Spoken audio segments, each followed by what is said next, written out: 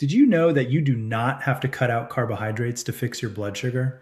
In fact, the fastest way to fix your blood sugars is actually more about adding foods, not eliminating entire food groups like carbs. And I've seen it firsthand. I have hundreds and hundreds of patients who've turned their numbers around in just days by adding these foods to their regimen.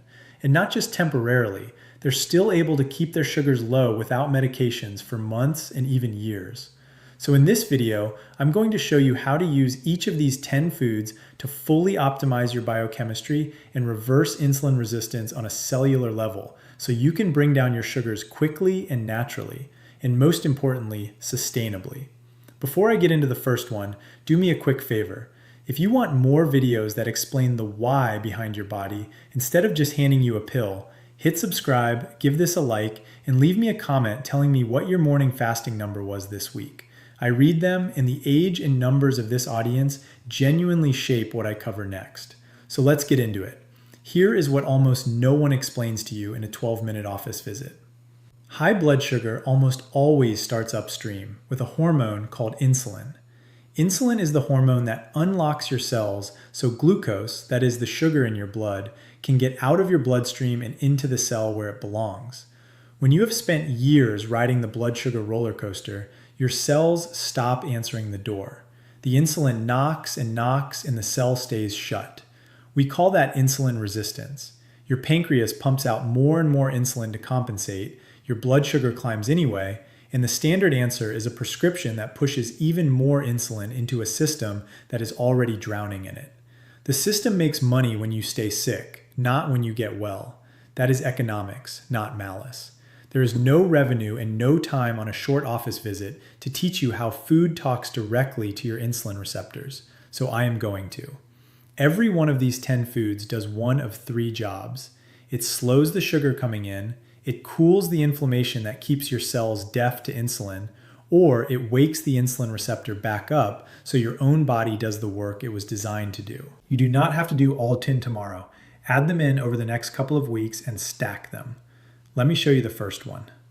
The first food is fenugreek seeds. These are small, hard, amber-colored seeds, and you can find them in the spice aisle of almost any grocery store for a couple of dollars. If you ignore this one because it sounds exotic, you are walking past one of the most powerful blood sugar tools on the shelf, and it costs less than your coffee. Here's what fenugreek does inside you. The seed is packed with a soluble fiber called galactomannan. When it hits the water in your stomach, it swells into a thick gel, and that gel physically slows how fast your stomach empties carbohydrates into your small intestine. Slower emptying means the sugar trickles into your blood instead of flooding it. No flood, no giant spike, no panic dump of insulin. On top of that, fenugreek carries an amino acid that nudges your pancreas to release insulin more efficiently and helps your muscle cells take up glucose. In my own practice, I have watched fasting numbers come down within a week or 2 on this alone. To use it, take 1 teaspoon of the whole seeds and soak them in a glass of water overnight. In the morning, drink the water and eat the softened seeds before breakfast.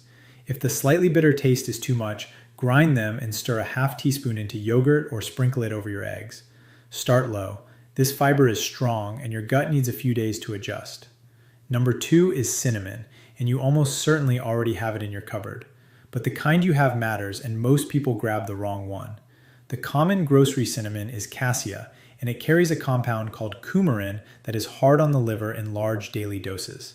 The one you want is Ceylon cinnamon, sometimes labeled true cinnamon. It is milder, it is safer to take every day, and it is the one I tell my own patients to buy. What makes cinnamon work is a group of polyphenols.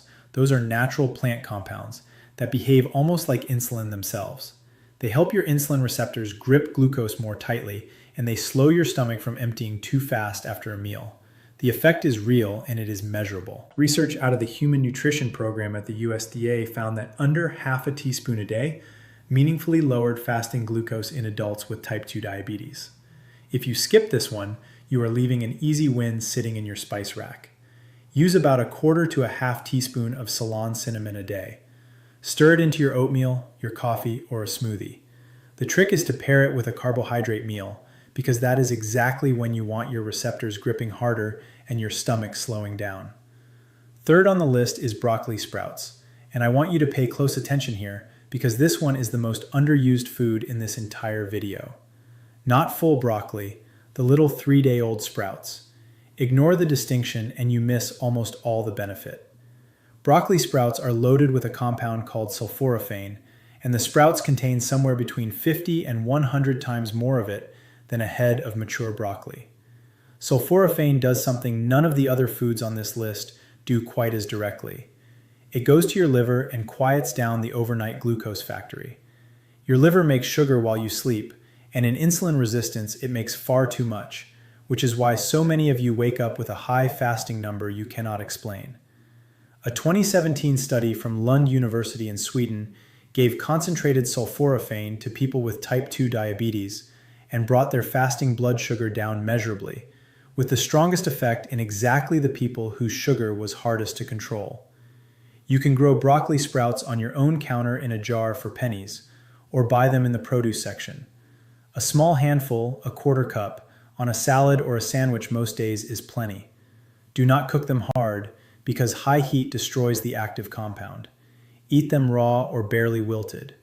So far, every food has done the same quiet work, slowing the sugar down or waking the receptor up, and we are only 3 in.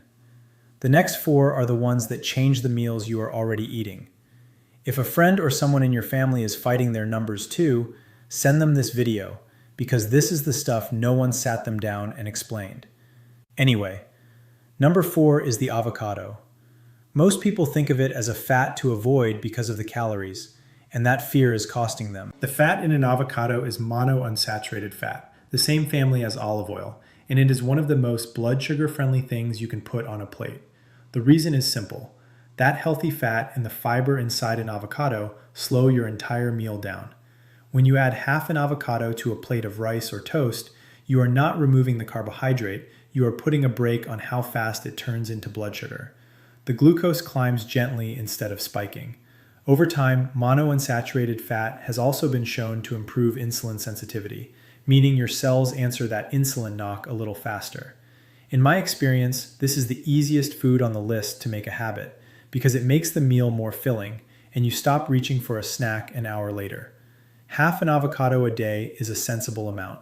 Put it on your eggs in the morning, mash it onto whole grain toast, or add it to a salad that already has a starch in it. Anywhere you have a carbohydrate, an avocado softens the blow. 5th is chia seeds. These are tiny gray and black seeds, and they punch far above their size. If you have ever seen chia sit in liquid and turn into a pudding, you have already seen exactly how it works in your gut. Chia is one of the richest sources of soluble fiber you can buy. When it meets the water in your stomach, it forms that same thick gel we talked about with fenugreek, and that gel wraps around the carbohydrates in your meal and slows their absorption to a crawl. The sugar releases slowly and steadily, so you avoid the spike and the crash that leaves you shaky and hungry an hour later. Chia also carries a plant-based omega-3 fat that helps calm the low-grade inflammation sitting underneath insulin resistance. Cool the inflammation, and the cells start listening to insulin again. 1 to 2 tablespoons a day does the job. Stir it into yogurt, drop it in a glass of water with a squeeze of lemon, or blend it into a smoothie. Give it 10 minutes to gel before you drink it, and drink plenty of water alongside, because all that fiber needs liquid to move. Number 6 is fatty fish, and I mean salmon and mackerel specifically. This one does not work by slowing your meal down. It works on the deeper problem, the reason your cells went deaf to insulin in the first place. Insulin resistance is driven in large part by chronic inflammation.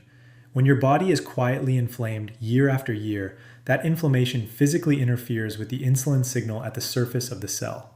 Salmon and mackerel are loaded with 2 omega-3 fats, EPA and DHA, and these are among the most powerful natural anti-inflammatory compounds we know of. They lower the inflammatory signals, the cell membrane gets healthier, and the insulin receptor starts working the way it is supposed to. In 15 years of practice, the patients who eat fatty fish twice a week consistently have calmer, more stable numbers and better blood pressure to go with it. Aim for 2 servings a week, about the size of your palm each. Wild salmon, mackerel, sardines, and herring are all excellent. Bake it, grill it, or buy it canned if that is easier on your budget. Canned mackerel and sardines are some of the cheapest, most powerful foods in this entire video. 7th on the list is walnuts. Of all the nuts, this is the one I point my patients toward first because of what it does for the lining of your blood vessels and for your insulin at the same time. Walnuts are rich in polyunsaturated fat and the same plant omega-3 found in chia. That fat improves the function of your endothelium, the thin lining inside your blood vessels, which is one of the first things high blood sugar damages. At the same time, the fat, fiber, and protein in walnuts blunt the rise in blood sugar after a meal and have been shown to lower fasting insulin, which is the number underneath your blood sugar that tells you how hard your pancreas is straining. Eat a small handful as a snack instead of crackers or a cookie, and you have taken a sugar spike and turned it into a flat line. A small handful is about a quarter cup or 7 to 10 whole walnuts. Keep them raw or dry roasted, not the candied or honey-coated kind. Use them to replace a processed snack, not to add on top of one. Number 8 is eggs, whole eggs, yolk included. For years, people were told the yolk was the enemy, and that bad advice pushed folks towards sugary breakfast cereals that were far worse for their blood sugar. Let me set that straight. A whole egg is almost pure protein and fat with virtually no carbohydrate, which means on its own it barely moves your blood sugar at all. But the real magic is what doctors call the second meal effect. When you start your day with eggs instead of toast or cereal, you steady your blood sugar not just at breakfast, but all the way through to lunch. You walk into your next meal with calmer numbers and a smaller spike. The protein and fat also keep you full, so the mid-morning cravings that send you toward the cookie jar quietly disappear. In my practice, swapping a cereal breakfast for 2 or 3 eggs is one of the single fastest changes I see on a morning glucose reading. 2 or 3 whole eggs in the morning is a solid target for most people. Scramble them, boil them ahead for the week, or fold in some spinach. Put that avocado from earlier right on top, and you have built a near-perfect blood sugar breakfast. Number 9 is apple cider vinegar, and this is the one with the fastest visible effect on a glucose meter of anything on this list. If you have a meter at home, you can watch this one work tonight. The active ingredient is acetic acid. It does 2 things at once. It slows your stomach from emptying, so the carbohydrates in your meal arrive in your bloodstream gradually, and it helps your muscles pull glucose out of your blood and use it for fuel. The research here is strong. Work led by Dr. Carol Johnston at Arizona State University found that a tablespoon of vinegar before a carbohydrate meal lowered the after-meal blood sugar spike by roughly 20 to 30% in people with insulin resistance. That is a drug-sized effect from something that costs a few dollars a bottle. Take 1 tablespoon, and this matters, dilute it in a full glass of water 10 to 15 minutes before a meal that has carbohydrates in it. Always dilute it, never drink it straight, because the acid is hard on tooth enamel and the throat. And if you take any medication for blood sugar already, talk to your doctor first, because vinegar plus that medication can push your sugar down faster than you expect. The 10th food is lentils, and this one proves the whole point of this video. Lentils are a carbohydrate, and they will lower your blood sugar. Here is how that works. Lentils are built from a slow carbohydrate called resistant starch, wrapped in soluble fiber and a healthy dose of plant protein. That combination means the glucose inside the lentil is released into your blood slowly and steadily over hours instead of all at once. They actually carry the second meal effect too, so a bowl of lentil soup at lunch gives you steadier sugar into the evening. Clinically, swapping white rice or white potato for lentils a few times a week is one of the most reliable ways I know to bring down an A1C, which is your 3-month average blood sugar. Aim for half a cup to a cup of cooked lentils a few times a week. Use them in a soup, a stew, or a cold salad with that olive oil and a splash of the vinegar we just covered. They are filling, they are cheap, and they stretch a meal further than almost anything else. Let me tell you about someone I will call Donna. 63 years old, recently retired, came to me frightened because her fasting sugar was sitting around 180, and her doctor had just told her it was time to add a second medication. She did not want to spend the rest of her life climbing the medication ladder, and she was scared of where this was heading because she had watched her own mother lose toes and then her eyesight to this same disease. We did not cut her carbohydrates to nothing. We added eggs and avocado in the morning instead of cereal, a tablespoon of vinegar before her bigger meals, lentils swapped in for the white rice, walnuts instead of the afternoon cookie, fatty fish twice a week, cinnamon in her coffee, and broccoli sprouts on her sandwich at lunch. Within the first week, her fasting numbers started dropping. Within 3 months, working alongside her own doctor, she had come down off that second medication entirely, and her A1C had moved from the diabetic range back toward normal. 2 years later, it is held. She did not starve herself. She ate more food, just the right food, and her own body did the rest. So let me tie all 10 of these together, because this is the reason they work when cutting carbs alone fails. Every one of these foods is handing your insulin its job back without starving you. The fiber foods slow the glucose down so your pancreas never has to panic. The fish, the walnuts, and the chia cool the inflammation that was jamming the signal. The cinnamon and the vinegar walk right up to the insulin receptor and help it grip again. Do that meal after meal, day after day, and the cell that stopped answering the door slowly starts opening it on the first knock again. That is what reversing insulin resistance means at the cellular level. And once it happens, your body holds your sugar down on its own, which is exactly why Donna's numbers stayed low for 2 full years. Before I give you tonight's plan, I need to draw one clear line. If you are on insulin or a sulfonylurea, one of the older blood sugar pills, these foods can lower your sugar fast enough that your medication dose may suddenly be too high, and that can drop you into a low. So add these foods with your doctor watching your numbers and let them walk your medication dose down as your body improves. Do not stop any prescription on your own. Bring this list to your next appointment instead. So here's what to do tonight. 5 simple steps. 1. Tomorrow morning, replace your cereal or toast with 2 or 3 whole eggs and half an avocado. That single swap changes your blood sugar for the entire day. 2. Tonight, soak a teaspoon of fenugreek seeds in a glass of water and drink it first thing in the morning. 3.